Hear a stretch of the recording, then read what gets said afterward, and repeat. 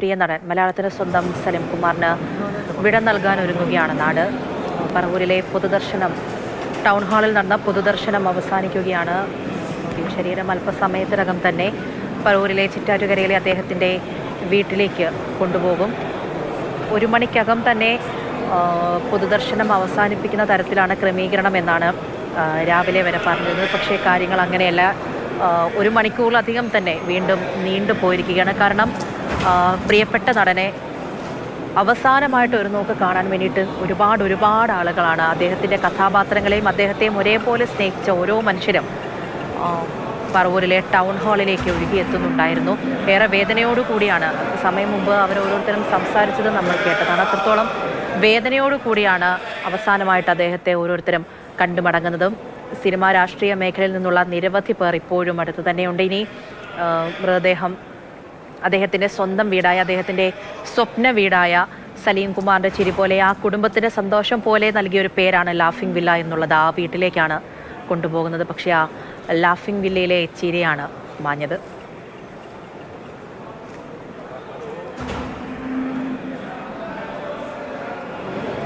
അരുൺ ശങ്കർ വിവരങ്ങളുമായി ചേരുന്നുണ്ട്. അരുൺ, ഇനി പൊതുദർശനം അവസാനിച്ചു എന്ന് മനസ്സിലാക്കുന്നു.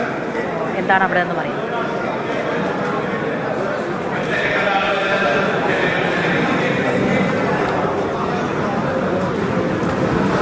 പൊതുദർശനം ഇപ്പോൾ അവസാനിച്ചിരിക്കുകയാണ്.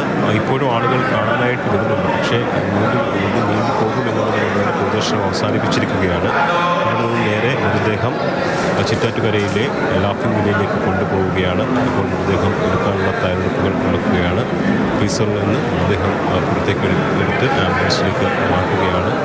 നിരവധി ആളുകളാണ്, നൂറുകണക്കിന് ആളുകളാണ് അദ്ദേഹത്തിന് അവസാനമായി ഒരു നോക്ക് കാണാനായിട്ട് എത്തിയത്. നാട്ടുകാരും സിനിമാ മേഖലയിലുള്ള നിരവധി പേർ, രാഷ്ട്രീയക്കാർ, മുഖ്യമന്ത്രി, മന്ത്രിമാർ, MLA-മാർ, MP-മാർ ഉൾപ്പെടെയുള്ളവർ പ്രിയപ്പെട്ട സലീം കുമാറിന് ആദരാഞ്ജലി അർപ്പിക്കാൻ ടൗൺ ഹാൾ എത്തി. ഇപ്പോൾ പൊതുദർശനം അവസാനിച്ചിരിക്കുകയാണ്. മൃതദേഹം ഉടൻ തന്നെ വീട്ടിലേക്ക് കൊണ്ടുപോകും.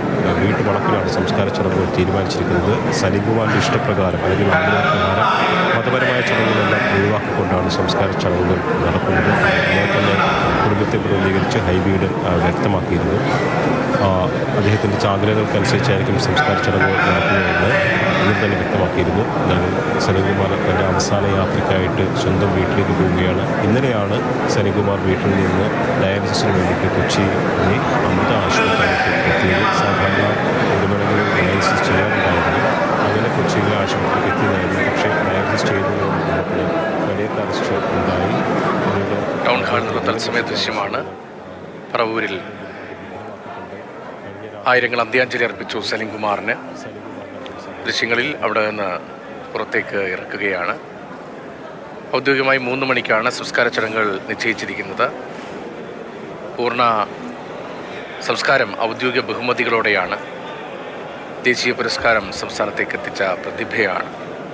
ദീർഘകാലം മലയാളത്തിൻ്റെ സിനിമാ രംഗത്ത് സാംസ്കാരിക മേഖലയിൽ ഉറച്ച ശബ്ദമായിരുന്നു സലീം കുമാർ. സലീം കുമാറിനെ ഇപ്പോൾ ജന്മദേശമായ പറവൂരിൽ നിന്ന് ടൗൺ ഹാളിലെ പൊതുദർശനത്തിന് ശേഷം ഇപ്പോൾ അദ്ദേഹം പുറത്തേക്ക് എത്തിക്കുകയാണ്. സിനിമാ മേഖലയിലെ സഹപ്രവർത്തകരും സുഹൃത്തുക്കളും ഉറ്റവരും രാഷ്ട്രീയ നേതാക്കളും ഉൾപ്പെടെയുള്ളവരുടെ കണ്ണീരോടുകൂടിയാണ് ഇപ്പോൾ സലീം കുമാറിനെ പുറത്തേക്ക് എത്തിക്കുന്നത്.